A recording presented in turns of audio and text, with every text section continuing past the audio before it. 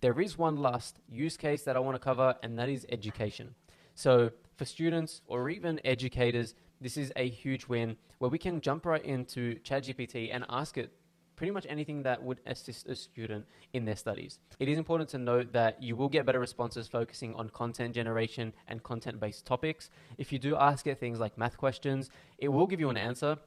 In a lot of the cases, it's not formatted the best, so maybe that's an improvement to come in the future. But if we were to ask it, give me 3 questions to test my knowledge on the process of mitosis. Let's make sure I fix that spelling. It'll do just that. And I'm waiting for the response. Here we are. What is mitosis? What is the purpose? How many daughter cells are produced? And it'll go on and provide those questions. Now, I asked it for 3. I can ask for 2 more. And it'll give me 2 more questions.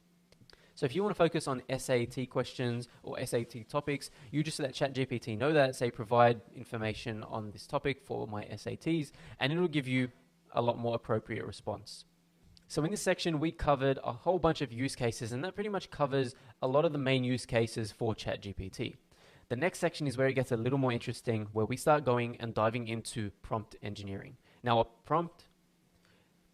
I'll explain exactly what that is in the next video, so stay tuned, because this is where we start to tailor our responses to make them a lot more effective and a lot more appropriate to what we're looking for.